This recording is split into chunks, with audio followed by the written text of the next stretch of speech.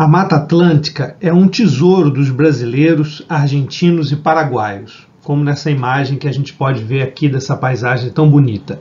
Ela se estende desde o litoral do Rio Grande do Norte, que é onde aparece aqui nessa luzinha vermelha aqui, o litoral do Rio Grande do Norte, até o Planalto do Rio Grande do Sul, aqui, que é a conhecida Serra Gaúcha, avançando para o interior aqui em Minas Gerais, no Mato Grosso do Sul, norte da Argentina e no leste do Paraguai. Apesar de toda a destruição que ela já sofreu, a Mata Atlântica é considerada um centro de biodiversidade planetário, com mais de 15 mil espécies de plantas, sendo que mais de 7 mil existem exclusivamente nesse bioma. Além disso, a Mata Atlântica é um lar para um elevadíssimo número de espécies de aves, de macacos, de primatas, como esse muriqui, esse filhote de muriqui aqui na imagem, também de insetos, anfíbios, répteis e fungos e micro-organismos em geral. A Mata Atlântica presta enormes serviços para os brasileiros. Ela é a base de uma enorme indústria turística, por exemplo.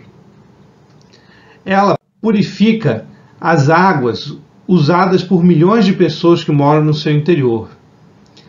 Ela promove a geração de energia elétrica através das usinas hidrelétricas, das represas, né? Também a reserva de gás carbônico da atmosfera, que ajuda a controlar o clima, é armazenada nos troncos de milhões e milhões de árvores grandes da Mata Atlântica. E também a proteção das encostas dos morros contra deslizamentos que ameaçam a vida das pessoas. Então, quando você vê um morro florestado, uma montanha florestada, aquilo ali está te protegendo, está protegendo as famílias, está protegendo a vida das crianças, das pessoas, o patrimônio das pessoas, porque aquela floresta está protegendo aquela encosta contra os deslizamentos. E além disso, também tem o controle de pragas agrícolas, que quando você vê uma área com agricultura e remanescentes de vegetação ao redor, de Mata Atlântica, dentro dessa Mata Atlântica tem uma série de predadores e outros insetos que ajudam a controlar as pragas agrícolas. Então, uma pesquisa brasileira, publicada na revista científica sueca Journal of Vegetation Science, que você está vendo aqui a primeira página do artigo, revelou como diferentes aspectos da biodiversidade da Mata Atlântica se organizam geograficamente. Essa pesquisa foi feita pelo ecólogo José Luiz Alves Silva e pela professora Ângela Pierre Vitória, da Universidade Estadual do Norte Fluminense, em Campos, no Rio de Janeiro. E por mim, professor Alexandre Souza, da Universidade Federal do Rio Grande do Norte, UFRN, em Natal. Nesse trabalho, nós reunimos informações de abundância de mais de 2.000 espécies de árvores em 281 florestas, espalhadas por toda a Mata Atlântica, que são essas bolinhas coloridas que você está vendo aqui.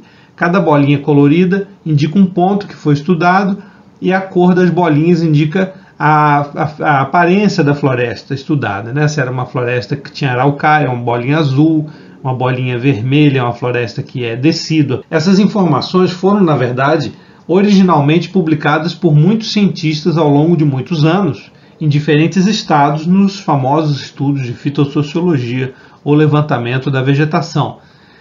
Nós reunimos esses dados, fizemos um banco de dados e fizemos uma análise, né? O mais interessante aqui é que nós usamos métodos computacionais propostos pela professora pesquisadora francesa Sandrine Pavoine para avaliar qual é o efeito integrado de diferentes forças sobre a organização da Mata Atlântica. Essas forças foram o grau de parentesco evolutivo entre as espécies, né, que é representado através de uma árvore chamada árvore evolutiva ou árvore filogenética, como essa que você está vendo aí na imagem, né, que mostra as diferentes famílias e gêneros, parentesco entre elas, né. O meio ambiente físico, através do clima, do solo, nós reunimos essas informações para cada ponto. O número de vezes que a floresta se converteu em savana nos últimos 21 mil anos, desde o fim do período Pleistoceno. Então esse dado também foi obtido de publicações científicas. as características físicas das espécies, chamados atributos funcionais, como a altura, a densidade da madeira, a espessura da folha, entre outros atributos, e a posição espacial das florestas estudadas no que a gente chama de autocorrelação espacial entre elas, que é a relação entre a semelhança das espécies e a distância geográfica de um ponto para o outro. Essa reunião de dados tão diferentes foi fundamental, porque todos os ecossistemas são formados por esses diferentes aspectos, e um aspecto influencia o outro. Então, quando você leva em conta dados de abundância das espécies, isso está ligado ao parentesco evolutivo. O parentesco evolutivo está ligado à posição espacial, que está ligado aos atributos funcionais, né? Então, quando a gente analisa apenas um desses aspectos em separado, por exemplo, o parentesco evolutivo ou as características físicas, a gente não tem uma visão da organização geral do bioma, tem uma visão parcial, útil, importante, porém uma visão mais parcial. Nós produzimos mapas interpolados das características físicas que permitiram uma estimativa da distribuição de vários atributos funcionais através do que a gente chama de CWM, que é mais ou menos a média do atributo ponderada pela abundância das espécies. Então, aquela média puxada para as espécies mais abundantes. Então, aqui, por exemplo, vocês veem a imagem do mapa interpolado na Mata Atlântica do SLA. O SLA é a área específica foliar, que é uma medida, mais ou menos, do quanto a espécie investe em uma folha mais grossa ou mais fina para uma determinada área fixa, né? Você pega, por exemplo, 1 centímetro quadrado, a folha mais grossa ou mais fina naquele centímetro quadrado. Aqui você tem um mapa equivalente para a densidade da madeira. Madeira mais densa é uma madeira mais dura, né? Madeira menos densa é uma madeira mais mole, cresce mais e geralmente permite um crescimento mais rápido. Aqui você tem um mapa interpolado das alturas, o CWM das alturas. Lembre que isso aqui não é a média da altura, isso é a média ponderada pela abundância das espécies. Tem uma grande divisão norte-sul aqui, com florestas mais altas no sul do que no resto da Mata Atlântica. Umas florestas com folhas mais capazes de fazer fotossíntese, porque eram mais finas, justamente, né, quanto mais fina a folha, mais rápido ela cresce. E, em geral, mais fotossíntese ela faz, uma folha mais produtiva e mais barata também para a planta, né? A análise indicou que essas espécies com essas folhas mais finas e mais produtivas foram filtradas ou selecionadas nas regiões mais quentes e com solos arenosos. Isso aqui em cima que você está vendo na foto de cima é uma barreira, né? Uma falésia de rocha arenítica no nordeste do Brasil. Então esse foi um ambiente que filtrou esse tipo de folha. E também, ao mesmo tempo, regiões que tinham inverno frio, uma alternância entre verão quente e inverno mais frio. Essa alternância mais abrupta de temperatura também selecionou esse tipo de folha. As florestas com essas características foram distribuídas ao longo de um grande arco de florestas decíduas e semidecíduas no interior, a oeste da Mata Atlântica, desde o Rio Grande do Sul, ali à esquerda, são esses quadrados brancos nessa imagem. Esses quadrados brancos indicam florestas com essas características, filtradas por alternância de frio e quente e por solos arenosos e clima mais quente também.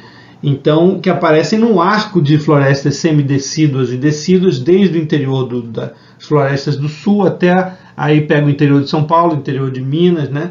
E você tem uma entrada ali no Rio de Janeiro de florestas mais semidecíduas até o litoral, na altura de mais ou menos de Campos. E aí você tem também lá no Nordeste um pouco. A maioria das espécies ligadas a esse perfil, se você olhar aqui a árvore filogenética à esquerda, essa árvore cinza, você tem à direita diferentes grupos de plantas, né? Grupos de plantas, famílias, e o peso que esses grupos tiveram na análise. Então, se você olhar, a maioria das espécies ligadas a essas características foi distribuída nessas localidades, foram da família Fabaceae, que são essas barras vermelhas aqui embaixo à esquerda. Aqui embaixo à esquerda, essas barras vermelhas Estão indicando uma importância grande para a fabácea e em menor escala também, um pouco para a rubiácea, um pouco para a melastomatácea também, né? Um pouco. Então, isso mostra que certos grupos de espécies estão ligados àquelas características. Um exemplo, né?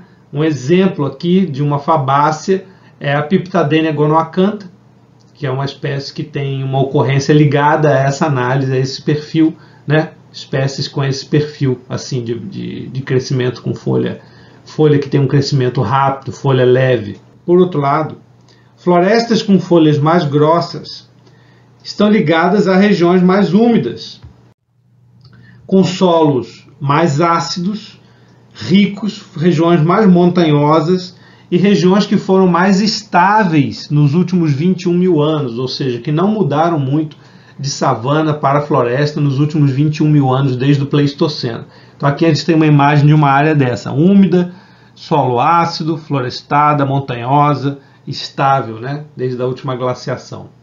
Então essas áreas selecionaram espécies de folhas mais grossas, florestas com folhas mais grossas. Essas florestas corresponderam às florestas que cobrem a Serra do Mar, ali no sudeste, são esses pontos, esses quadrados pretos na imagem, que pegam ali a Serra do Mar no sudeste, a Serra Geral no sul, na região sul, né, que inclui as florestas com araucárias, estão incluídas nessa análise. Tem alguns pontos para o norte, mas a maior concentração é nas regiões de serra, Serra do Mar, Serra Geral, do sul e sudeste. Se você olhar as espécies mais abundantes nessas áreas, com folhas mais grossas, pertenceram aí, são essas barras azuis à direita da análise, tem muitas mirtáceas, né? E algumas lauráceas, mas mais mirtáceas. Aí você tem essa distribuição, essa predominância de mirtáceas. Já florestas com madeira mais dura, que cresce mais devagar, estão ligadas a regiões mais quentes e com solos mais arenosos. Aqui é um exemplo da Mata Atlântica de Pernambuco, né? Remanescente de Mata Atlântica, junto com plantação de cana-de-açúcar em Pernambuco. É um solo mais arenoso do que no sul. Uma região quente de solo mais arenoso, teve madeira mais dura em médio, no CWM.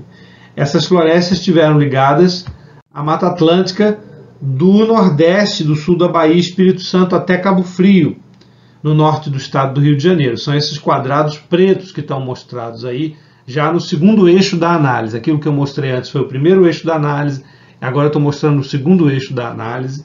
Então você tem aí um grupo de florestas que tem madeira mais densa e mais dura, e que estão em solos quentes, regiões quentes e solo arenoso, e isso pegou ali tanto Cabo Frio, ali no Rio de Janeiro, sul da Bahia, Espírito Santo e florestas do Nordeste. Mostra uma tendência forte para isso daí, né? As espécies mais abundantes ligadas a essas características e regiões foram mirtáceas e fabáceas. Se você olhar aqui nessas barras azuis, você vê de novo mirtáceas e fabáceas. O que é interessante notar é que não são as mesmas espécies de fabáceas e mirtáceas que ocorreram nas outras regiões que eu mencionei antes, mas são os mesmos grandes grupos taxonômicos. Já florestas mais altas e de madeira mais leve, florestas mais altas de madeira mais leve, elas se concentraram no sul e sudeste da Mata Atlântica. Se você olhar aqui nessa imagem, os quadrados brancos que mostram o sul e sudeste da Mata Atlântica, não necessariamente nas regiões mais montanhosas, mas também você tem um grupo de espécies aí altas de madeira mais leve.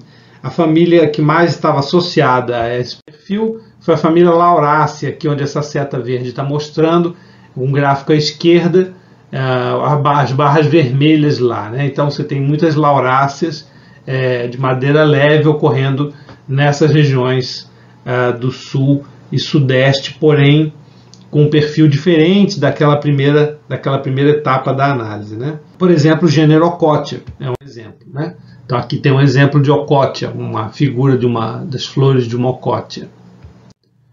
Então assim, as florestas semidecíduas e decíduas são aquelas que perdem as folhas na época seca.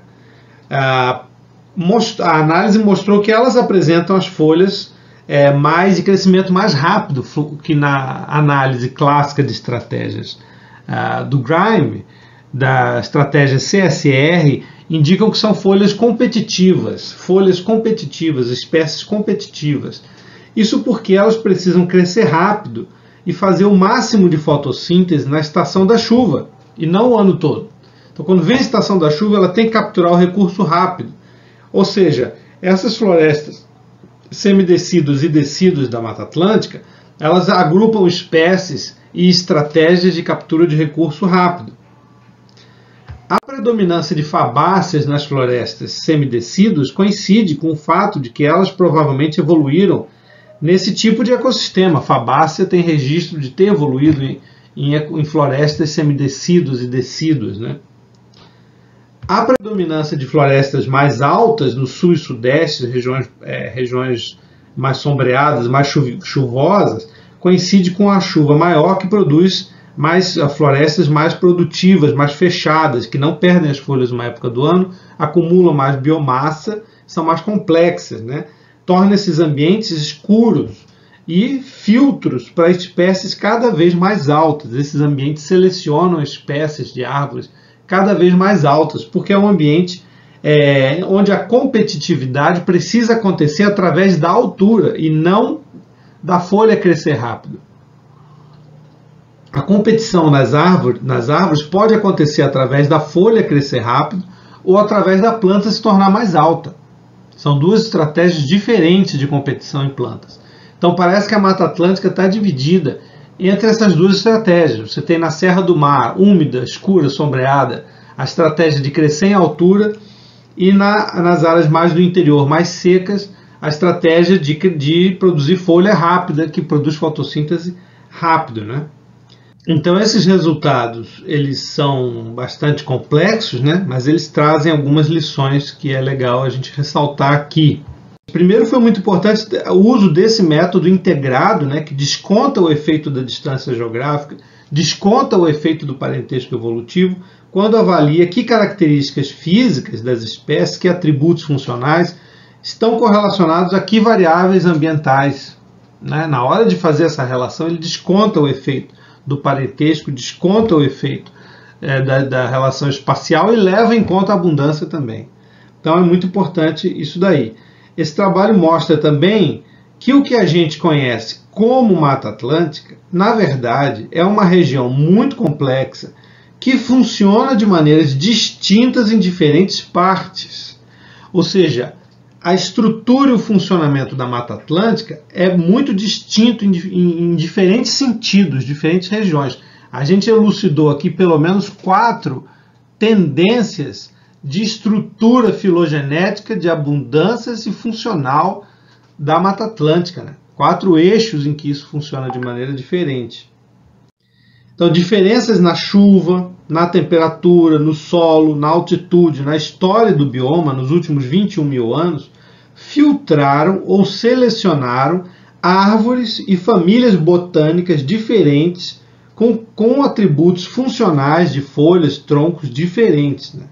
Isso faz com que a floresta funcione de maneira distinta. Por exemplo, capturando mais ou menos carbono, crescendo mais ou menos rápido em diferentes situações ambientais. Também sustentando processos como decomposição diferente, provavelmente, né? Se a folha é diferente, a decomposição não é igual, né? Além da temperatura não ser igual, da umidade não ser igual.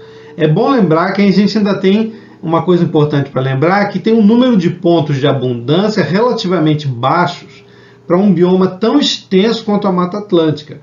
Porque não só faltam ainda trabalhos com uma área maior, né? Porque a gente precisou usar um tamanho mínimo de 1 hectare, então muitos trabalhos tiveram que sair. E também, para muitas espécies, não há dados de características físicas, os atributos funcionais. Para muitas espécies não tem essa informação. Então a gente tem muitas espécies raras na Mata Atlântica. É necessário começar um esforço de medição de atributos funcionais nas espécies raras da Mata Atlântica, porque senão o nosso conhecimento não avança, né? A gente teve um conhecimento restrito às espécies mais abundantes. É importante ressaltar também que esse trabalho não teria sido possível sem o esforço de centenas de pessoas que foram em campo medir a Mata Atlântica nas últimas décadas, principalmente a partir dos anos 80, nos últimos 40 anos, e publicaram seus trabalhos de fitossociologia, muitas vezes em revistas pequenas, muitas vezes em revistas locais, e isso tem um valor enorme para o Brasil conhecer de sua biodiversidade. Nossa homenagem a todos esses colegas. Também a gente gostaria de agradecer o apoio a esse projeto através da Universidade Estadual do Norte Fluminense e ao CNPq.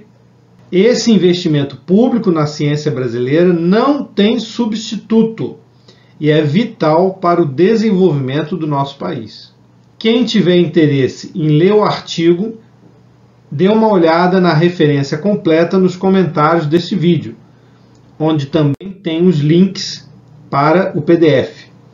Espero que você tenha achado interessante e, com isso, nós esperamos estimular, apoiar a discussão sobre a Mata Atlântica e vamos conhecer, conservar e restaurar a Mata Atlântica. Um abraço e até a próxima!